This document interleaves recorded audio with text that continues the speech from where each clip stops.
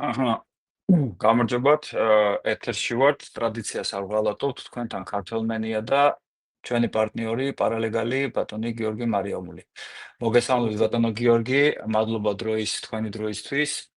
აა საათების გადაწევასთან დაკავშირებით პატარა ჩეპე მოგვივიდა.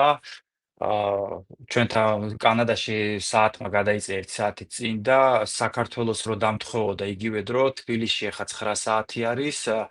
ეხლა მომივიდა notification-ი, რომ live-ში გავედით. კი ბატონო, გამარჯობათ კიდევ ერთხელ, ვინც ახლა შემოგვიერთით. ესე იგი, კანადაში გამოგვივიდა, რომ ჩვენი follower-ები ცოტა 1 საათით გვიან დავიწყეთ, რომ თბილისს დამთხოვდით, იმიტომ რომ ძირითადად ჩვენი მომხმარებელი, ჩვენი მაყურებლები, უმეტესობა საქართველოში არიან და თბილისის დროით იგივე დრო ვარჩია, რომ ჩაგვერთო. როგორ ახლა ბატონო გიორგი, გამარჯობა. კარგად მადლობა. გაზაფხულია ტორონტოში თუ ზამთარია? უფრო გაზაფხული, თუმცა ზამთარიც გვახსენებს თავის თავზე ხანდახან, მაგრამ შემდეგი თვე მაინც იქნება აპრილი და არა იანვარი. გასაგები, აქაც იგივეა, ზამთარმა თითქოს ნორმალურად ჩაიარა ჩვენთან, მაგრამ ეხლა შემოგვიტრიალდა winter is back. ჩვენ თოლში ვართ, კალგარი, გუშინ წინ თოლში ვართ. დღეს მინდა ყველა გავაფრთხილოთ წინასწარ, რომ ჩართვა გვექნება 9 საათიანი. გამომდინარე იქიდან, რომ ეს დროის გადაწევები მოხდა, ჩვენ გეგმები გვაქვს, რაზეც ცოტა ვერ გავითვალისწინებთ. პირდაპირ საქმეზე გადავალთ და შევუდგებით კითხვა-პასუხს. და აი ერთ-ერთი ქალბატონი არის თამუნა თბილისიდან წერს ესეთ შეკითხვას. გამარჯობა, ვუყურებ თქვენს ვიდეოებს და მაქვს კითხვა. ჩემი ქმარი იმყოფება ამერიკაში 23 წლიდან. მექსიკიდან შევიდა, აქვს მიმდინარე პროცესი. ამერიკაში შესვლის დროს შეისწავლა ელექტროობის 300 საათიანი კურსი და აქვს დიპლომიც, ანუ იქაურ ამერიკულ დიპლომზეა საუბარი. თუ არის შესაძლებელი აიღოს კანადის ვიზა და პროფესიით დასაქმდეს კანადაში. აქ ახლა ორი შეკითხვაა, როგორც მივხვდი. თუ შეიძლება აიღოს ვიზა და დასაქმდეს კანადაში, ხო? მოკლედ რო გავცეთ ამაზე პასუხი პრინციპში. გასაგები ჩამოყალიბდა. მოკლე ლაკონიკური იქნება ესეთი. თეორეტიკულად შეუძლია აიღოს მიმართოს ვიზას, მაგრამ მე ეჭვმეპარება რომ ამ ვიზას მისცემენ, იმიტომ რომ მას აქვს უკვე სტატუსი, ესე იგი ამერიკაში ადამიანის, რომელიც ელოდება სასამართლოს, ამიტომ ეს დაუბლოკავს ესე იგი საელჩოდან მის ვიზის მიღებას, მაგრამ ამას მაინც განიხილავენ.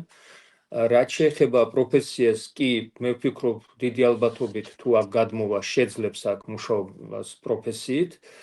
საქმე რაშია? საქმე იმაშია, რომ ამერიკასთან კანადა არის ყველაზე ახლოს, რაც შეეხება პროფესიებს, ხო?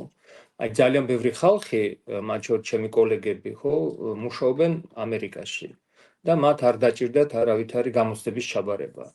უფრო მეცაც გეტყვით, მე არ დამჭირდა არავითარი გამოცდების ჩაბარება, როგორც აქ ჩამოვედი და მუშაობდი ტორონტოს მერიაში. ესაა დამოკიდებული პროფესიაზე. თუ მაგალითად ესა ელექტრიკოსი, უბრალოდ უნდა მივიდეს სპეციალურ, ესე იგი, აქ ასოციაციები ამ პროფესიების და ესე იგი განაცხადოთ, რომ აი მე ეს კრედიტები მაქვს ამერიკაში მიღებული. რამდენად შეგიძლიათ ეს მე ჩამითვალოთ? დიდი ალბათობით მე არ ვფიქრობ, რომ ელექტრიკოსი ან ესე იგი, ისა რა ქვია, სხვა პროფესიის წარმომადგენელი, განსაკუთრებით რომელიც ფიზიკურად მუშაობს, განსხვავდება აქ და ჩაუთვლიან. თუ რაღაცა დამატებითი გამოცდებია ჩასაბარებელი, უნდა ჩააბაროს, მაგრამ ჩემი აზრით ეს შრომა კონვერტირდება ძალიან ადვილად. მე მქონდა ეგეთი ჩემს წინა სამსახურში, ეხლა გამახსენდა ესეთი შემთხვევა, ამერიკიდან გადმოვიდა აქ ჩვენთან მუშაობდა ბიჭი და ჰქონდა კურსები გავლილი ზუსტად ამერიკაში. და ესეთი რაღაცა მოხდა, ზუსტად აი ჩემი თანამშრომლის პირდაპირ გადმოგცემთ ინფორმაციას, როგორც იმან თქვა. თუ არის დაუშვათ 300 საათი კანადაში, რომ გაიარო 300 საათი საჭიროა, რომ გაიარო ეს ლიცენზია და ეს კურსი აიღო აქ. დიპლიან იმ ამერიკულ კურსებზე და პირობითად 300 საათის მაგივრად უნდა გაიარო, მე მგონი 50 საათი ან 20 საათი. თითქმის 80% ჩაგიწვლა, მაგრამ გამოცდებს მე როგორც ვიცი, აქ უბრალოდ იმ დროში მოიგებ და ნაკლებად გაგაწვალებენ, უბრალოდ შეიძლება პირდაპირ გამოცდებზე დაგსვან, ან დამატებით რამოდენიმე საათი ააღებინონ. რა, ნუ ეს ნამდვილად ვიცი ჩემი თანამშრომლისგან. რაც მე ვიცი ის რომ აქ ყველაფერი კონვერტირდება. ეს არის დამოკიდებული კიდე იმისაგან, რომელ კომპანიაში მუშაობდით. აი მე ვიტყვი ხა ჩემ თავზე, რაც უფრო კარგად ვიცი, ვიდრე ელექტრიკოსზე, ხო? აი მე ვიყავი მომარაგების სპეციალისტი პეტერბურგში, ხო? ამერიკაში არა, რუსეთში, რომელიც ძალიან შორს არის კანადისაგან. ის ფაქტი, რომ მე მუშაობდი ბრენდულ კომპანიაში, როგორც არის Ford-ი, როგორც იყო Chevron-ი, როგორც იყო RJ Reynolds, ეს თამბაქოს ქარხანა, იმისთვის უკვე იყო საკმარისი, რომ აქ დავესვე მენეჯერად და უმფროს სპეციალისტად. მე არავითარი გამოცდები არ ჩავაბარე. რატომ? იმიტომ რომ ისინი ფიქრობენ და ეს ლოგიკა არის სწორი, თუ ადამიანი მუშაობდა რუსეთის პორტში, ან აფრიკის პორტში, ან სასონხეთის პორტში, ან ლათინოამერიკულ პორტში, ესე იგი ეს იმას ნიშნავს, რომ ეს ადამიანი აპრიორი აკმაყოფილებს ყველა მოთხოვნილებებს, რომელიც არის საჭირო მომარაგების სპეციალისტად. ხო, ამიტომ მე აი პირდაპირ ერთ სკამიდან გადავჯექი ზუსტად ეგეთ სკამზე, აქ და უფრო მაღალ სკამზე. აი რაც შეეხება თარჯიმანს, ხო, აქ თარჯიმნები მუშაობენ სახელმწიფოზე.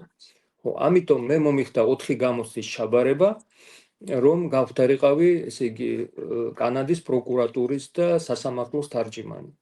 ხო, აი ესე არის, ბუღალტრებიც აბარებენ რაღაც იმებს, რა ქვია. ანუ როგორც ჩანს ინდივიდუალურია რა. ხო, ექიმები რასაკვირველია. ხო, ყველაზე ძნელი ალბათ იურისტებისთვის, იმიტომ რომ იურისდიქცია ეს ასპექტი არის დაკავშირებული ენასთან და ისინი უნდა დარწმუნდნენ, რამდენად კარგად იცის აპლიკანტმა ინგლისური ენა. რა თქმა უნდა. აი ეს არის ლოგიკური, ისა რა ქვია, პასუხი. აბსოლუტურად გეთანხმებით. შეჯამება რო გავაკეთოთ, სავარაუდოდ ვიზაზე ბევრჯერ ვისაუბრეთ და უკვე მე შემიძლია პირდაპირ გითხრათ, რომ ვიზაზე სავარაუდოდ არ გამოვა არაფერი, მაგრამ თუ ისე მოხდა, რომ თქვენი მეუღლე კანადაში აღმოჩნდება და აქ მერე შემდგომ მოითხოვს რაღაც დროები თავშესაფარს, დრო ექნება, რომ აქ იმუშაოს და სავარაუდოდ იმ საათებს ჩაუთვლიან. ეს არის მოკლედ აი ამ შეკითხვაზე პასუხი, რაც პირველი შეკითხვა გაჟღერდა. მე მგონი ძალიან ამომწურავად ვისაუბრეთ. გამარჯობათ კიდევ ერთხელ, ვაგრძელებ შეკითხვას. გამარჯობათ კიდევ ერთხელ, კითხვა არ მაქვს, უბრალოდ მადლობა მინდა გადაგიხადოთ, რასაც აკეთებთ. დიდი მადლობა, გიორგი გწევს. მადლობა დიდი ყურადღებისთვის. კი, მადლობა გიორგი. თუ შეიძლება ბატონ გიორგის კითხეთ, თუ შეიძლება რომ იყოს სპონსორი ვიზის მისაღებად. ბატონო გიორგი, გეკითხებით, შეგიძლიათ სპონსორი იყოთ ვიზის მისაღებად, სხვას რომ დაეხმაროთ? არა, არ შემიძლია, მაგრამ აი ხალხი რომელიც ჩამოდის და მე ესე იგი ბაზელ კონსულტაციას იმასთან დაკავშირებით როგორ უნდა ჩაბარდნენ და რა უნდა თქვან, ხშირად მეუბნებიან ისიც რა, ჩვენ არა გვაქვს მისამართი ტორონტოში, ჩვენ არა გვაქვს მისამართი კანადაში, არ დავჯავშნეთ სასტუმრო. შეიძლება თუ არა რომ ესე იგი აი თქვენი მისამართი მოგცეთ, როგორც სურთ თქვენთან გავჩერდებით დროებით და უნდა იყოს კონკრეტული ადამიანი, რომელიც არის ესე იგი კანადის მოქალაქე ან კანადის რეზიდენტი, რომელსაც აქვს მისამართი, ისე გასინჯვად შეიძლება. კი, ესეთ რაღაცებს ვაკეთებ. კი, მე ვეუბნები რომ მე თქვენ გაძლევთ ნებართვას, მისცეთ ჩემი ტელეფონი, ჩემი მისამართი, ესე იგი სასაზღვრო პოლიციას და ისინი მე მიცნობენ ძალიან კარგად. ეგ ძალიან მნიშვნელოვანია, მან ხაზი მინდა გავუსვა მაგ დეტალს, არც თუ ისე მცირე დეტალი არის, ვინც ეხა საზღვარგარეთიდან გვიყურებს, არა ამერიკიდან, იმიტომ რომ სისტემა ერთი იგივეა კანადაში და ამერიკაში, საქართველოში, აქ მისამართს აქვს მნიშვნელობა. ძალიან დიდი მნიშვნელობა აქვს, ყველაფერი ხდება ნებისმიერი საბუთის გამოგზავნა, რაღაც პლასტიკური ბარათების აღება, პოსტით ხდება. იმ პოსტამ უნდა იცოდეს სადმე იტანოს საბუთი, ასე რომ მისამართი აქ მისამართი და ის იმას რო ეძახიან zip კოდები რო აქვს, აი T2-6S და რაღაცები. ძალიან დიდი მნიშვნელობა აქვს, ასე რომ მაგასაც რო აკეთებთ, ეგეც ცალკე სამადლობელო თემაა მაგაზე. დიახ, მე არაფერს ფულს არ ვიღებ ამაში აბსოლუტურად. არა, მისაღებია. კი, მეც რამოდენიმე ადამიანმა მთხოვა, რომ აი სანამ ჩვენ დავბინავდებით, იქნებ შენი მისამართი და ეგ ძალიან ნორმალური თემაა. უნდა მოვიდნენ, ყველაფერი მისამართზე მოდის, კი. რაღაცა დოკუმენტები რო არ დაიკარგოს, დიახ. მით უმეტეს თუ თქვენ кейსი მიყავთ, ეხლა პირდაპირ თქვენ რომ მოგდით, უფრო გაგიადულდებათ კიდევაც, რომ აბსოლუტურად სწორედ. პირდაპირ პირველი შეხება გექნებათ საბუთებთან, რაც თქვენი პირდაპირი მოვალეობაა თქვენი მომხმარებლის მიმართ. დიახ. ხო, ანუ გასაგები აქვს სპონსორი ვერა, სპონსორობა ცოტა ისეთი თემაა, მე ვფიქრობ, რომ ესე უცხო ადამიანი უყურეთ, მე დავამატებდი ესეთ რაღაცას, ესე იგი, რას აჰა. ნიშნავს სპონსორი, ხო? სპონსორი შეიძლება იყოს როგორც ქმარი, რომელიც ასპონსორებს ცოლს და მე უყურე მყავს და არავის ქმარი ვერ გავხდები ამ გაგებით, მაგრამ სპონსორი რომ აი შენ პატიჟებ ადამიანს ვიღაცას და შენ გარანტიას აძლევს, რომ ორი კვირა როცა იქნებიან, შენ გადაიხდი იმას, რა ქვია, საჭმლის ფულს, შენთან სახლში ცხოვრებენ. თუ სამედიცინო პრობლემები იქნება შენ, ესე იგი, ამას გასაგებია. თავდება თუ დგებით. ხო, თავდებით, აი მე ეს უკვე მაგალითი, როცა ჩამოვიდა მაგალითად ძალიან ცნობილი ადამიანი, როგორც არის გიორგი ჯაჯანიძე და მე ვიყავი მისი სპონსორი და ერთგვარად მე დავპატიჟე მას, ადვილად მისცეს ვიზა. როცა დავპატიჟე ჩემი კლასელი და ჩემი ჯარის მეგობარი, იმათ უარი უთხრეს. ეს არის დამოკიდებული მარტო ჩემზე არა, ესაა დამოკიდებული იმაზე, როგორი სტატუსი აქვს იმ ადამიანს, რომელიც საქართველოსთან აქ ჩამოდის, რამდენად მყარი პოზიცია აქვს, სოციალური ხელფასი და აქვს თუ არა ამ ადამიანს რაღაცა, რასაც უნდა დაუბრუნდეს საქართველოში. თუ ესეთი რაღაცა არ აქვს, ესე იგი, რასაც უნდა დაუბრუნდეს, ან ეს მყარი არ არის, ესე იგი, საკმარისად, მაშინ მას არ მისცემენ ვიზას და ამის ალბათობა ძალიან პატარაა. თუ ეს არის, აი, როგორც ჯაჯანიძე, ხო? ეს იყო 2 წლის წინ, ხო? მას მისცეს, იმიტომ რომ პოპულარული ადამიანია, ამერიკაში ქონდა ვიზები უკვე და ძალიან პატარა ალბათობა რომ აქ მოითხოვს თავშესაფარს და აქ გახდება შოუმენი. ამიტომ მისცეს. რა თქმა უნდა, ხო მაგათაც ხო თავიანთი რაღაცა გეგმა აქვს, რომ პირობითად წელიწადში 100 ვიზა უნდა გაიცეს ტურისტული და ეხლა ესეთი ვითარება როა ქვეყანაში, ისე არის შეზღუდული და ისე ზღუდავენ ამას, რომ მაქსიმალურად ირჩევენ ისეთ ადამიანებს. ნუ იმიტომ რომ ეს არის დაკავშირებული ეკონომიკასთან, რაზეც იციან ძალიან კარგად, რომ მეც კი უფრო ნაკლები მიზეზები აქვთ დარჩენ საქართველოში და ესე იგი დაბრუნდნენ უკან, ეს ძალიან კარგად იციან. და ეს სტოლვილები ყველა აწვება კისერზე კანადას, იმიტომ რომ ყველა ითხოვს არა მარტო თავშესაფარს, ამასთან ერთად ესე იგი ითხოვენ დახმარებას სოციალურს, დიეტას, კიდე რაღაც უფასო ინგლისურს და ასე შემდეგ, ესმით და ეს სამედიცინო დახმარებას, ეს აწვება კანადის ეკონომიკას, მაგრამ ჩვენი ქართველები ზოგიერთი უფრო წინ მიდიან და ყველაფერს აკეთებენ, რომ კიდე ეს გააფუჭონ, იმიტომ რომ აი სამწუხაროდ კრიმინალური რეიტინგი ქართველების არის ძალიან მაღალი. მე ყოველ დღე და ჩემ კოლეგებს გვიხდება, ესე იგი, სასამართლოში ყოფნა და იქ არიან დაკავებული სხვადასხვა მიზეზებით ქართველები და ესეც, ესე იგი, უფრო კარგს არ ხდის ჩვენ რეპუტაციას. ეს სამწუხაროა. აქვე ამ თემას რახან შევეხეთ, ესეთი კონკრეტული შეკითხვა არავისგან არ არის ამაზე, მაგრამ სანამ ამ კითხვას გავაჟღერებ, მინდა კიდე არის რამოდენიმე შეკითხვა მოწერილი, ვინც ახლა გვიყურებთ, კითხვები გაქვთ, ვიცით, მოიწერეთ, ხედავთ თქვენს შეკითხვებს, მაქსიმალურად ვაჟღერებ და სანამ ახლა მე შეკითხვას გავაჟღერებ კიდე მომდევნოს დაგროვილი მაქვს რამოდენიმე, მოიწერეთ შეკითხვები, დრო 20 წუთი გვაქვს დარჩენილი, იმიტომ რომ დღეს სამწუხაროდ 1 საათს ვერ დავუთმობთ ამ დროის გადაწევასთან, საათების გადაწევასთან დაკავშირებით და ვეცდები ყველა შეკითხვას უპასუხო. კითხვა არის ესეთი, ხშირად ჩემ კონსულტაციაზე და დარწმუნებული ვარ თქვენ კონსულტაციაზე, ეს ხშირად დასმული შეკითხვაა და ეხლა რა შეკითხვასაც გავაჟღერებ, ჩვენ ბევრჯერ გვისაუბრია ამაზე. მაგრამ მინდა რომ რაღაცა ესეთი პატარა მონახაზი გავაკეთო, რომ ნათელი რაღაც სურათი გამოუჩნდეს იმ ადამიანებს, ვინც აპირებენ კანადას ჩამოსვლას. აი მეკითხებიან ესეთ რაღაცას. რა არის საჭირო იმისთვის, რომ კანადის სახელმწიფომ ფედერალურმა მთავრობამ მიიღოს დადებითი გადაწყვეტილება ჩემ ვიზასთან დაკავშირებით. ჩაბარებაზე არ მაქვს საუბარი, მაქვს ტურისტულ ვიზაზე საუბარი. მე ვიცი თქვენ არაერთხელ გილაპარაკიათ უკვე ამაზე, რომ ადამიანს კაი პროფესია უნდა ქონდეს, მოგზაურობის ისტორია უნდა ქონდეს კარგი, შემოსავალი უნდა ქონდეს, ამ ბიზნესი უნდა ქონდეს.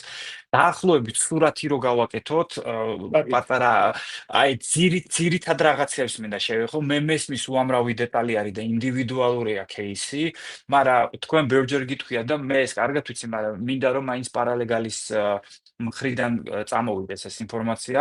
მართლა ძალიან ბევრი მეკითხება ამას, აი რას უნდა აკმაყოფილებდნენ და აი პუნქტებაცავით რო დავყოთ რა, რომ აი კი ბატონო. ეს მესმის რომ ცოტა ესეთი ძალიან ჩასაშლელი თემაა, მაგრამ აი ძირითადი სურათი რო დავანახოთ, რა შემთხვევაში ეზრდებათ შანსი, რომ ტურისტულზე დადებითი პასუხი მიიღო. მადლობა კითხვისთვის. ეს პირადად ჩემგან და ბევრი ჩემი ფოლოვერებისგან.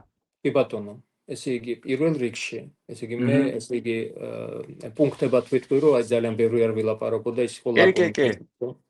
ხო, ნუ პირველად დავიწყებ იმიდან, რომ სწორედ უნდა იყოს შევსებული აპლიკაცია. მაგრამ ამის შევსება შეუძლია ნებისმიერ კვალიფიცირებულ მდივანს, რომელმაც იცის ინგლისური ენა, ან შეიძლება ძალიან კარგადაც არ იცის, ხო, მაგრამ მაგას მნიშვნელობა არ აქვს. მეორე, ეს არის დამოკიდებული იმაზე, როგორც მე ვთქვი, აი წინა კითხვაზე რომ ვცემდი პასუხს.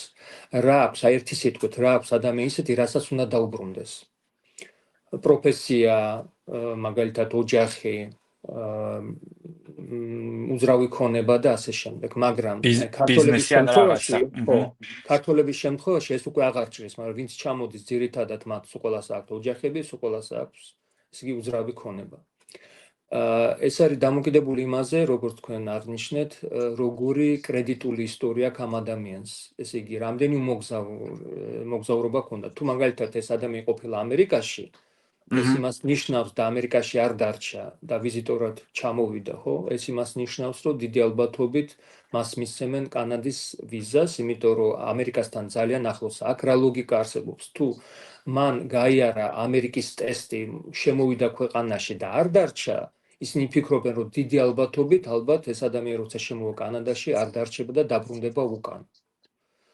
ეს არის რასაკვირველია. სანამ გააგრძელებთ, აქვე ჩაგეკითხებით, ბარემ რომ აი ეს ძალიან სენსიტიური თემებია ხარ, რასაც ვეხებით.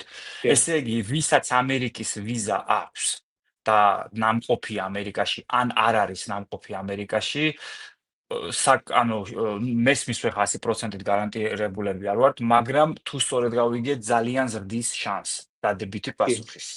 აგიხსნით რატომ? იმიტომ რომ როცა ამერიკა ღებულობდა ამ ადამიანს და აძლევდა ვიზას, ესე იგი ამერიკამ გასინჯა, ამერიკელმა კოლეგებმა გასინჯეს ეს ადამიანი, ჩაატარეს თავის სამუშაო და ამიტომ ამათ არ უხდებათ კიდე ზედმეტი იმასთან რა ქვია, დრო დახარჯონ იმაზე, რომ კიდე ერთხელ გასინჯონ ეს ადამიანი, იმიტომ რომ მათი შეფასება ამერიკის საელჩოსი და კანადის საელჩოს შეფასება თითქმის ერთნაირია, გესმით რა შესაძლოა. აი ეს ახლა აგიხსნით ძალიან მოკლე მაგალითს, ეგრე ვაკეთებდით, როცა მე ვირჩევდი მომარაგების კომპანიას ფორდისთვის. თუ კომპანია უკვე მუშაობდა ისეთ კომპანიებთან, რომელიც არიან ერთ ლიგაში, ხარისხის ლიგაში ფორდთან, როგორც არის მერსედესი, როგორც არის მაგალითად, არ ვიცი, ტოიოტა, როგორც არის სხვა და ისინი უკვე იყვნენ იმითი კონტრაქტორები, ეს იმას ნიშნავს, რომ მან გაიარეს კვალიფიციური შეფასება და მე არ უნდა დავხარჯო დრო, რომ შევაფასო ამითი ხარისხი, ამითი ბრენდი, ამითი პროექტები და ასე შემდეგ. შემდეგი პუნქტი, ეს არის დამოკიდებული, ვინ იქნება თქვენი ესე იგი ოფიცერი. საქმე რაშია, ესე იგი, როგორც ყველა ქვეყანაში, ისევე კანადაში ძალიან პრესტიჟულია დიპლომატობა. ეს ვიცე-კონსულები, კონსულები, საელჩოს თანამშრომლები, ეს ყველა არიან დიპლომატები, რომლებიც, აი საქართველოს ეხება თურქეთი, ხო? ეს ხალხი, მთელი ცხოვრება აშენებენ კარიერას იმისთვის, რომ მოხვდნენ კარგ ქვეყანაში, ხო? აფრიკაში კი არა, მაგრამ თურქეთში. რატო? იმიტომ რომ იქ არის ზღვა, იქ არის რესტორნები, იქ არის ლამაზი ქალები, იქ არის საშუალება ამ კანადელმა, რომელიც შეიძლება აქ არაფერს არ წარმოადგენს, აჩვენოს როგორი მაგარია და კანადის პასპორტი, რაც წევს მის რეპუტაციას, ბრენდს და შესაძლებლობებს, როგორც კარგი საყვარელი, ქმარი და ასე შემდეგ, ხო? მას აქვს perfect. ინსტრუქციები, რომ აი საქართველო ესე იგი, საიდანაც მოდის, ესე იგი, ეს აპლიკაციები, ეს ძალიან ღარიბი ქვეყანა, ძალიან ლამაზი, ძალიან მშვენიერი, ძალიან ნიჭიერი ხალხია, მაგრამ ძალიან ღარიბი ქვეყანაა და ჩვენ ვიცით რატომ არის ღარიბი. ამ ხალხს, ესე იგი, ნაკლებად მიეცით ვიზა, ძალიან შეზღუდულია კრიტერიუმები, როცა განიხილავთ ქართველებს და ეს არის ინსტრუქცია, რომელსაც ღებულობს საელჩოს თანამშრომელი. რა ხდება კანადაში, როგორ ჩამოდიან, როგორ ბარდებიან, როგორი კრიმინალური რეიტინგია ქართველების, მაგემა ყველაფერმა იციან. ესე იგი, ახლა მითხარით, აქვს თუ არა მიზეზები ამ საელჩოს თანამშრომელს დაარღვიოს ეს ინსტრუქციები და დაკარგოს თავისი სტატუსი, რასაც ესე იგი აშენებდა ძალიან ბევრი წლები და თავის შესაძლებლობები, რომელსაც ხო, აი მორჩა და გათავდა, აი პასუხია რომ არა, ხო? ხო, Make sense, რა თქმა უნდა. მაგრამ შეიძლება ნუ აღმოჩნდეს ძალიან ესეთი კეთილი, არაკატეგორიული, ადამიანური, რომელიც ესე იგი გარისკავს თავის კარიერას და მისცემს ვიზას, ხო? ამ ესეთი შემთხვევებიც არის კი. შეჯამებასავით რო ალო? რაღაცა გაიჩა, ბატონო გიორგი. ხო, შეჯამებასავით რო გავაკეთოთ, არ ვიცი, ხა რაღაც ტექნიკური ხარვეზია ალბათ ბატონ გიორგის. პატარა შეჯამებას გავაკეთებ, ესე იგი, სწორი აპლიკაცია უნდა იყოს, როგორც მივხვდი. მეორე უნდა იყოს ის, რომ მოგზაურობის ისტორია უნდა კონდეს. ერთი წამით. ხო, მოგზაურობის ისტორია უნდა იყოს და ნუ ამერიკის ვიზა თუ იქნება, ხო, კაი და კარგი და შესაბამისად, აქ დაგვიბრუნდა. ძალიან გხოთ ყველას, ნუ დამირეკავთ, იმიტომ რომ ეს მოქმედობს ეთერზე, ეხლა დამირეკა ერთ-ერთმა ჩემმა კლიენტმა, ნუ ალბათ არ იცოდა, ხო. ძალიან იცოდეთ, ბარაუშავს. ხო, არავინ არ დამირეკოთ, ისედაც ძალიან შეზღუდული დროა. მოდით გავნაგდოთ, მაპატიე. კი, მე ხო ვთვლიდი ზუსტად იმ პუნქტებს, რაზეც ისაუბრეთ, ესე იგი, პირველი ის რომ აპლიკაცია, ანუ შეცდომები იწყება აპლიკაციით, აპლიკაცია უნდა იყოს სწორედ შევსებული, მოგზაურობის ისტორია უნდა გქონდეთ, კაი, დადებითი არის თუ ამერიკის ვიზა გაქვთ, ნუ შესაბამისად ეხლა თუ ვინ განიხილავს ეგეც, პროფესიას თუ აქვს მნიშვნელობა, აი დაუშვათ, მე ესეთი რაღაცა გავიგე, კიდე ამოვიკითხე, რომ აი თუ ბლოგერი ხარ და თუ შენი ბლოგი მოგზაურობაზეა და თუ შენი წინა 6 თვის განმავლობაში იყავი სიტყვაზე 3-4 ქვეყანაში, ნუ რაღაც ლოგიკურია, რომ კანადაში ჩადიხარ, უბრალოდ კანადას შემდეგი ქვეყანაა შენი და ალბათობაც აქ იზრდებაო, ნუ თუ კაი ისტორია გაქვს, აქაც ისტორიაზეა მიბმული, ესე ვთქვათ. ნუ შეიძლება უყურეთ, მე არ ვიცი ეს ინსტრუქციები, ხო, მე ვიცი ეს გამომდინარე ლოგიკიდან, რასაც ქვია common sense, მაგრამ მე რა მინდა კიდევ თქვა, ხო, ბევრი ესე იგი ესე კომპანიები, რომლებიც ესე იგი ამ მომსახურებას ეწევიან, ესე იგი არ წუნებენ ჩვენ აპლიკანტებს, თურმე ყველაფერი იმაში აპლიკაციაშია, ყველაფერი დამოკიდებული აპლიკაციისგან. ესე იგი, ისინი აქცენტს აკეთებენ, თუ ჩემთან მოხვალ და მე აპლიკაციაში შევავსებ, აი ესა გარანტია იმისი, რომ თქვენ მოგცემენ პოზიტიურ გადაწყვეტილებას და ვიზას და როცა ეკითხებიან ამ ადამიანს, კარგი, მითხარი, დამისახელე ის ხალხი, ვინც უკვე მიიღო ვიზა. ეს არის კონფიდენციალური ინფორმაცია, გესმით? ხო, აი მე როცა ვიგებ, უბრალოდ მე როცა ვეხმარები, მე ხო არ ვმალავ სახელებს, გვარებს, ეს ქვეყნდება ჩემ საიტზე. რატო? იმიტომ რომ ყველა საინტერესებს რამდენი გოლი გაქვს გატარნილი. არავის არ აინტერესებს რას ლაპარაკობ. აი ეს არის შავ-თეთრი ისტორია. ან მოგებულია სასამართლო, ან წაგებულია სასამართლო. ზუსტად ესე აინტერესებს ხალხს, აი ვინ გააკეთა შენთან ვიზა და ვინ მიიღო. თუ იძახი რომ ესე იგი ეს არის კონფიდენციალური და მე არ შემიძლია მოგცეთ, ან ვიღაც გამოგონილ ხალხს ეუბნები და ეს აშკარად ეთყობა რომ ეს ყველაფერი არის გამოგონილი, ნუ აი თქვენთო მიფიქრეთ, ხო? ხო, ეს არ არის მთავარი, ეს არის აი ბოლო მომენტი. აპლიკაციის შევსებას არავითარი ძალიან დიდი ინტელექტუალური შრომა არ ჭირდება. აი ეს არის დაკავშირებული იმ ვითარებებთან, რომელიც მე ჩამოვთვალე. ბოლოს და ბოლოს ახლა მე დავამატებ ChatGPT ყავს ასისტენტი და უბრალოდ სურათი რო გადავიღო და ჩავუგდო პირდაპირ გეუბნება რა უნდა გააკეთო აპლიკაციის შევსება ნახდათ არა დიდი პრობლემა. გავაგრძელებ უცებ საინტერესო შეკითხვა ილიასგან ჩვენი ფოლოვერია გამარჯობათ Max Work Permit-ი უკრაინული ანუ კუაიტის პროგრამით არ იქ მიღებული. და მალე მიმთავრდება ვიზა. ამჯერად ვიმყოფები საქართველოში. კითხვა მაქვს ასეთი, რომ ჩამოვიდე და აეროპორტში მოვითხოვო თავშესაფარი.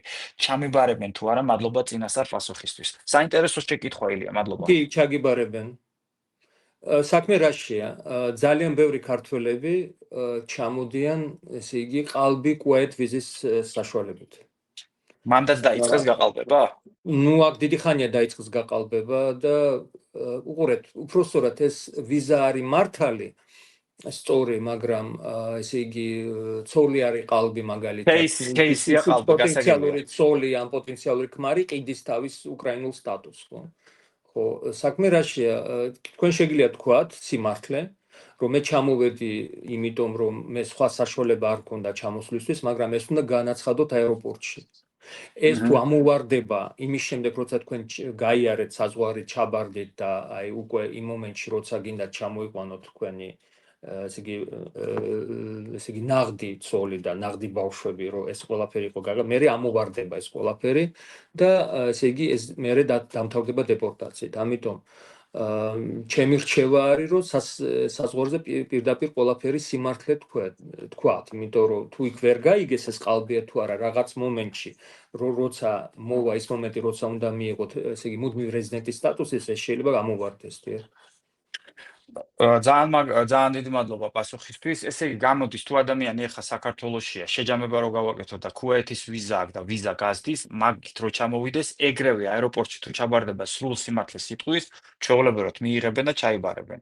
ანუ გინდ ხვის პასპორტით ჩაბარებულა, როგორც ხშირად ხდება და გინდ ქუვაითის ვიზით, ნუ მნიშვნელობა არ აქვს, ჩაიბარებენ. როგორ მოვიდა მაგას არ უყურებენ. ჩამოდიან და ეგეთ განცხადებებს აკეთებენ აეროპორტში, დიახ. ეგ ჩემი შემდგომი შეკითხვა იყო, თქვენ წინა ეთერდეს გააჟღერეთ, მაგრამ ეხაც მინდა გავიმეორო, ესე იგი გამოდის, ეგეც მკითხეს სხვათა შორის, ეხლა მე არ მაქვს ლიცენზია და უფლება ესეთი იურიდიულ საკითხებში შევიჭრა ხოლმე და უპასუხო ხოლმე ადამიანებს, მაგრამ მაინც თქვენგან რო ვიცი, ვიტყვი, ვისაც ქუვაითის ვიზა აქვს, მე როგორც ვიცი, თუ შემისწორებთ ბატონ გირგვით, თუ არასწორ ინფორმაციას ვიტყვი, მათაც შეუძლიათ, როცა ვიზა მიწურულს მივა, ან დაუშვათ ხედავენ, რომ არ გამოსდის ამ ქუვაითით პიარის აღება და ასე შემდეგ, შეგვიძლია ხო სტატუსის შეცვლა და ჩაბარება, როცა ქვეყნის შიგნით ვართ აქ უკვე კანადაში. კი, ოღონდ თქვენ პირველი უნდა განაცხადოთ იმაზე, რომ მე შემოვედი, აი ესე რეალური მიზეზები ჩემი ჩამოსვლის იყო ეს და ეს გამოვიყენე იმისთვის, რომ ჩამოვედი. და სხვა გზა არ ქონდა და თქვენ უნდა იყოთ პირველი, სანამ თქვენ ტყუილში დაგიჭერენ. ხო, მესმის, კი, მესმის, გასაგებია. კითხვა არა, უბრალოდ ეხლა რაც პირველი ხდება, კითხულობ, ხმა არ ისმის, არ ამგონია ხმა არ ისმოდეს, იმიტომ რომ ჩვენ ერთმანეთს კარგად გვესმის და შეკითხვებსაც იწერებიან. ამიგო, სავარაუდოდ თქვენ გაქვთ რაღაც პრობლემა მიკროფონში ან ყოლსასმენებში. კონსულტაციაზე როგორ დაუკავშირდე ბატონ გიორგის? გთხოვთ გააჟღეროთ. ვაჟღერებ ბატონ გიორგი, როგორ შეგეხმიანო კონსულტაციაზე? სავარაუდოდ უნდა მიწეროთ. ესე იგი, უნდა მომწეროთ პირველ რიგში.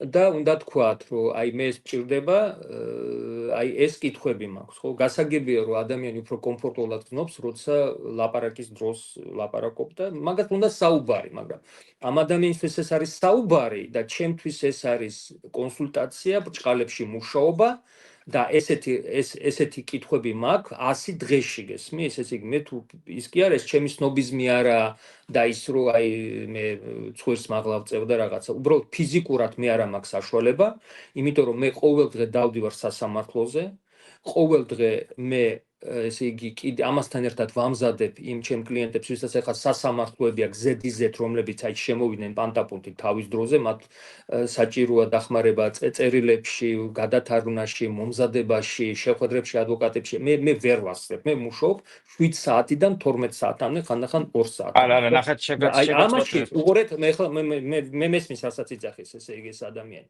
ესე იგი, ეს კონსულტაცია რომ მოხდეს საჭიროა, რომ ამ ადამიანმა დაწეროს, რომ აი მე მაქვს ეს კითხვები, რომ მე ვიცი, რომ ესა კონსულტაცია ფასიანი ან უფასოა. მე გადავწყვიტავ ფასიანია თუ უფასო.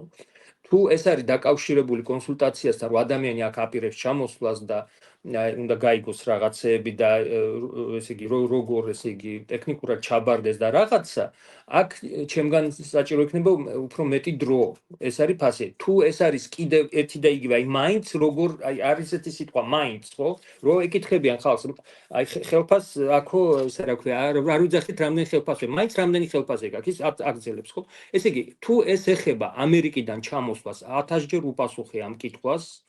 აღარ მინდა გავიმეორო, ესე იგი ამ ადამიანმა უნდა რა გააკეთოს, უნდა შევიდეს ან ჩემს გვერდზე, ან თქვენს გვერდზე და გადახედოს, ესე იგი ჩვენ ეთერებს, რომელიც არის გამოქვეყნებული და გაზიარებული. აი მეტი არაფერი. თუ ესაა ძალიან ინდივიდუალური რაღაცა, ესე იგი ახლა ვამთავრებ, ესე იგი რაღაცა სპეციალური სიტყვები უნდა იპოვოს და მე ამ სიტყვების და ტექსტის მიხედვით მე უკვე ვხედავ, აი მექნება ამ ადამიანთან რამდენად ჭკვიანია, ინტელექტუალურია, გაგებული, არ არის გაგებული, თუ ერთი და იგივე სიმეორებს და მექნება ამ ადამიანთან მომავალში პრობლემა თუ არა, იმიტომ რომ ადამიანის ტექსტი ეს არის მისი სულის და ტვინის ანაბეჭდი, ხო? მე ტექსტებთან მუშაობ და მე ვარ ლინგვისტი, ხო? მე ამას ვკითხულობ და ვფიქრობ, აი ჭკვიანი ადამიანია თუ არა ჭკვიანი, ესე იგი მალე გაიგებ თუ ვერ გაიგებს, მართლა ჭირდება თუ არ ჭირდება დახმარება, თუ ესე იგი პრობლემები მექნება ამ ადამიანთან. აი ამას მე ყველაფერს ვკითხულობ, დიახ. ეს ადამიანი იწერება კონკრეტულად, ანუ იცის რომ ფასიანია და კონსულტაციაზე როგორ ჩავა, ანუ რო შევაჯამოთ, უნდა მომწეროს ესე აი კონკრეტული პასუხი, რომ ისა გიორგი მჭირდება ისა რა ქვია, ფასიანი კონსულტაცია, რომელიც არის დაკავშირებული ჩემ ჩამოსვლასთან დაკავშირებით კანადაში. თუ წერს ეს არის დაკავშირებული, ესე იგი ამერიკიდან კანადაში გადმოსვლასთან და ჩაბარებასთან, მე დიდი ალბათობით ვეტყვი, რომ იცით რა, ამ კითხვებზე სხვადასხვა ვარიაციები არის ამ პასუხის, მე უკვე ვუპასუხე, არ მინდა დავხარჯო თქვენი დრო, აი მოусმინეთ ამას. თუ მაინც დაჯინებით ითხოვს კონსულტაციას, მე ვეტყვი, დაგირეკავთ აი ამ დროს. თუ ეს ადამიანი არის და დიახ, გაწყვეტინოთ ბოდიში, დროც შეზღუდული გვაქვს, მაგრამ ეხლა ძალიან ნაიაზდი გაუკეთეთ ამ პიროვნებას, ეს კაი რაღაცას წერება. არა, ბოდიში თუ მე არ ყავდა ეს კონკრეტულად პიროვნება იმაში. მესმის. ყველა თქვენი გადაცემა ნანახი მაქვს, ყველაზე ამოწურავი პასუხი მაქვს მიღებული, მინდა ფასიანი კონსულტაცია. პირდაპირ გეუბნებოდ გადაგიხდიოთ, მოდი მიიღე რა. ძალიან კარგი. კარგი, მაგისო მე ყველა მიწერეთ რა შომოგწერთ ყველა ისა რა ქვია ხო რა შომოგწერთ RA მერე პრაბელია და რაშო და კი ბატონო გენაცვალე მომწერეთ რაშა მომწერეთ ესე დიდი ბოდიში თუ ძალიან აგრესიული იყო მაგრამ თქვენ არ იყავით ხედველობაში არავითარ თო რაშო აგერ არის პირდაპირ პარალეგალი გეუბნება მომწერე მიწერე და პირდაპირ ანგარის გამოგიგზავნით და გადაურიცხეთ ახლა. კარგი იყო, ცუდი არ იყო. ესე იგი ერთი წუთი კანადის ვიზა რა ესე იგი რა შევავსო კანადის ვიზა და უარი მითხრა, რო შევავსო კანადის ვიზა და უარი მითხრა და მე ჩამოვიდე და ჩავბარდე იმოქმედებს თუ არა ჩემს кейსი, ანუ ვიზაზე უარი რომ მიიღოს და მე მაინც რომ მოხდეს კანადაში და რო ჩაბარდეს. კაი შეკითხვა. კი, იმოქმედებს, მაგრამ ეს იმას არ ნიშნავს, რომ უარი იქნება, იმიტომ რომ ძალიან ბევრ ხალხს ეუბნებიან უარს. უბრალოდ თქვათ, რომ მე ვცდილობდი ოფიციალურად ჩამოსულიყავი, მაგრამ ოფიციალურად არ გამომივიდა და ჩამოვედი არალეგალურად, იმიტომ ესა და ეს მიზეზები მაქვს. მე მქონდა სერიოზული მიზეზები. ესეთი არალეგალური გზით ჩამოსულიყავი და ამაზე განცხადება გავაკეთე აეროპორტში მორჩა და გათავდა. კი, ესეთი кейსები ბევრი მაქვს, როცა ხალხს უარს ეუბნებიან.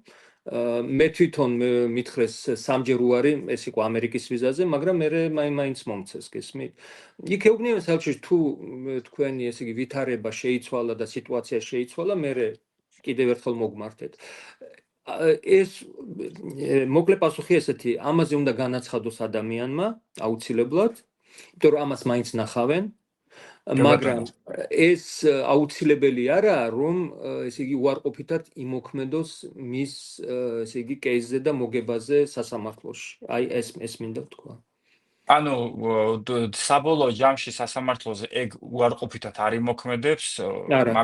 მაგაზე უბრალოდ იტყვის, რომ ესეც ვცადე, ყველა გზა ვცადე და საბოლოოდ მივიღა გადაწყვეტილება მაინც ჩამოსულიყო, იმიტომ რომ ჩემ ქვეყანაში პირობითად უსაფრთხოდ ვერ გრძნობ თავს. ნუ მე მქონდა ესეთი სიტუაცია, მაგრამ აი რასაც მე არ ურჩევ დამალონეს, ან მოიტყუონ. აი ამ შემთხვევაში 100% იქნება პრობლემა, ამიტომ რომ ეს ითვლება როგორც misrepresentation, ტყუილის თქმა, გესმით? აი როგორც მე მომყავს ეს ისე რა ქვია, ბილ კლინტონმა, რომელმაც ფიცის ქვეშ ესე იგი მოიტყუა, რომ მონიკა ლევინსკთან ჰქონდა საქმე. ეს ამორალურობაზე კი არ იყო, რომ აი პრეზიდენტს აქვს ამორალური ურთიერთობა საყვარელთან, ესე იგი თავის ოფისში. იმიტომ რომ ფიცის ქვეშ ტყუილი თქვა. აი ტყუილი იშება. აი ამაში გასაგებია. მე მგონი ყველა კითხვა ხო აი რა ეს მოკლედ მიწერეთ და უთხარით რომ ქართველ მენისგან ვარ და დაგიპასუხებთ კი ბატონო, იმიტომ ბევრი წერს ბატონ გიორგის რა შემოგწერთ რა. მოგეშინია არ გეჩხუბება, მიწერეთ პირდაპირ უთხარი ქართველ მენისგან ვარო და მიგიღებს. ხო, ეს იქნება პაროლე, კარგით. კი ბატონო, პაროლი იყოს, კი ბატონო. ერთი შეკითხვა და დამჭა კიდე გასაჟღერებელი დროსაც გადავაჭაროთ, მე მახსოვს თქვენ მითხარით, რომ პირველ საათზე უკვე შეხვედრა გაქვთ. უცებ გავაჟღერებ და მოკლედ კი მოგესალმებით ყველას, ვაპირებ ჩამოსვლას. რა ძირითადი ეტაპებისთვის უნდა გავითვალისწინო, რომ მივიღო სამუშაო უფლება და მქონდეს ძლიერი кейსი. მადლობა წინასწარ. აი აქ ცოტა შეკითხვა არეულია, ვიზა გაქვთ, არა გაქვთ. ეს არის დამოკიდებული იმაზე, რამდენად გექნებათ მკაფიო, ესე იგი, სურათი სად მოდიხართ, ხო? ვინ იქნება თქვენი ადვოკატი, როგორ იქნება кейსი, როგორ დაუკავშირდებით ადვოკატს, ვის დაუკავშირდებით და როგორი ფინანსური რესურსები გექნებათ, რომ ესე იგი სანამ სამუშაო უფლებას მიიღებთ, ესე იგი გეყოთ და როგორი პროფესია გაქვთ, გესმით? იმიტომ რომ თუ ძალიან კაი მშენებელი ხართ, ნუ აქ არის სიტუაციები, როცა ესე იგი დამსაქმებელი თვალებს ხუჭავს, რომ თქვენ არა გაქვთ სამუშაო უფლება. ესე ოფიციალურად არ აქვს ამის უფლება, მაგრამ ნუ აი რაც შეეხება ესეთ სამუშაოებს, რასაც ქვია დალაგება, მშენებლობა, პიცის ტარება მაგალითად, ხო, აქ ნუ ესე კომპრომისზე მიდის ეს სახელმწიფო. აბსოლუტურად. ეს შავ-თეთრი ისტორია არ არის, მაგრამ უნდა გაითვალისწინოთ თქვენი რესურსები ფინანსური, უნდა გაითვალისწინო ყველაფერს წვითავს, როგორი ხარისხის ხალხთან გექნებათ საქმე, როგორ იქნება ადვოკატი, როგორ იქნება პარალეგალი, როგორ იქნება, ესე იგი, თარჯიმანი, ასე შემდეგ. აი მოკლე პასუხი არის ესეთი და ეს უნივერსალური პასუხია ყველასთვის და ყველა სიტუაციებისთვის, ხო? სანამ სადმე შეძურებით, უნდა ძალიან კარგად იცოდეთ, სად მიდიხართ და როგორ გამოძვრეთ იქიდან, გესმით? აი თუ არ იცით, თუ რუქა არა გაქვთ კონკრეტული სად მიდიხარ და როგორ მიყიდებთ, გესმით? და ეს არის ძალიან სერიოზული საკითხი ემიგრაცია, იმიტომ რომ კონზე არის თქვენი ბედი, თქვენი ბავშვების ბედი, თქვენი ოჯახის ბედი, თქვენი ოჯახის წევრების ბედი. ძალიან უნდა სერიოზულად მოკიდოთ. აქ არ შეიძლება ეს სიტუაცია, როცა ესე იგი უნდა იყოთ ძალიან, ესე იგი, უნდა გესმოდეთ, რომ ესე იგი, აქ იხარჯება რესურსები, გესმით? და ამაზე ეკონომია არ შეიძლება, იმიტომ რომ კონზე არის თქვენი მომავალი. ესა ძალიან სერიოზული ნაბიჯი. ხო, აი ესეთი არის ესეთი პასუხი. შეჯამებასაც გავაკეთებ ჩვენი ახლა პირდაპირ ეთერის, უნდა დაგემშვიდობოთ ყველას. მადლობა ბატონო გიორგი და აი ამერიკას საბოლოო სიტყვით მაინც ამერიკას მინდა შევეხო. მე ვიცი რომ თქვენც გწერენ და მეც და ზოგადად ახლა ამერიკაში რაც ხდება. ერთადერთი რაც ნამდვილად აქ არ არის და არ ვიცი ახლა თქვენს მინდა რომ დამიდასტუროთ, აქ არ დაგზდებენ. აქ ეგეთი რაღაც არ არსებობს. აქ შეიძლება ნაკლები ფული იშოვოთ, რაც ძალიან ლოგიკურია და ხა სანამ აქ მოეწყობით ამერიკის დოლარი სხვა არის, ამის კანონური დოლარი სხვა არის, ნაკლებს გადააგზავნოთ საქართველოში, ცოტა გაგაღარიბებთ კანადა ამერიკასთან შედარებით. მაგრამ იქ რაც სტრესი გაქვთ, ეხლა მე ყველა მიცის ხო იქ რა ტელევიზორს და Facebook-ი და ნიუსები ყველას გვაქვს.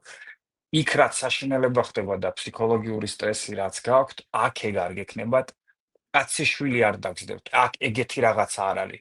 ეგეთი სერვისიც არ აქვს კანადას, ეგეთი პოლიცია, აი რაღაც ზედამხედველობის ნაჯახებით რომ დასდევენ და პისტოლეტებით რომ დასდევენ. აქ მაგ მხრივ, ვისაც გავწუხებთ ეგ რა ვითარებაა კანადაში, მე გეუბნებით, რომ მაგ მხრივ აქ ძალიან კარგად არის ყველაფერი, სტრესი არ გექნებათ. აი, მაგის თქმა მინდა. დანარჩენ ახლა თქვენ სად მოეწყობით, რანაირად მოეწყობით, როგორ მოეწყობით, თქვენზეა დამოკიდებული, თქვენ მეგობრებზეა დამოკიდებული, სავარაუდოდ ნაცნობებზე, ვინც აქ რაღაცას ინფორმაციას გეუბნებათ, მაგრამ დანამდვილებით ვიცი და კიდევ ერთხელ ხაზგასმით ვამბობ, აქ სტრესი არ გექნებათ. მაგ მხრივ შეიძლება სხვა სტრესები გქონდეთ. აი ეს არის რის თქმა მინდოდა ამერიკაზე, იმიტომ რომ ძალიან ბევრი მწერს და ეგ შეკითხვა თითქმის ყოველ ქართველის მესიჯშია, ვინც ამერიკიდან აპირებს ჩვენთან გადმოსვლას. რამეს ვარ დაამატებდით და მშვიდობებით. ვერაფერს ვერ დავამატებ, ზუსტად ეგრეა. ნუ ჯერჯერობით აქ არ არის ესეთი ორგანიზაცია, როგორც არის ICE და ნუ კანადას უფრო კარგი ბედი აქვს ჩვენ პრემიერ-მინისტრთან, ვიდრე ამერიკას თავის პრეზიდენტთან. აი ეს ვიცი მე ზუსტად და ძალიან მიყვარს კანადა, ძალიან ვაფასებ და ეს არის ქვეყანა, რომელსაც აქვს ადამიანური სახე. მეტი ვერაფერს ვერ დავამატებ ამას და ეს არის ძალიან კარგი არჩევანი. თავისი დადებით და უარყოფითი მხარეებით, რა თქმა უნდა. რასაკვირველია, ეს ყველა იდეალური არ მონეტას არის აბსოლუტურად. დიდი მადლობა ეს არის ყურადღებისთვის. ძალიან მაგარი ქვეყანა, დიახ. მაინც 10 წუთი მოგპარეთ, ნახევარი საათი შემბერდით, მაგრამ მადლობა რომ დრო დაგვითმეთ და ესე ამომწურავოთ დღესაც უპასუხეთ ჩვენს მომხმარებლებს. ყველას დიდი მადლობა, გემშვიდობებით. ანუ ორი კვირის თავზე კიდე გვექნება ანალოგიური შეხვედრა. მადლობა ყურადღებისთვის, წარმატებები ყველას. კარგად იყავით.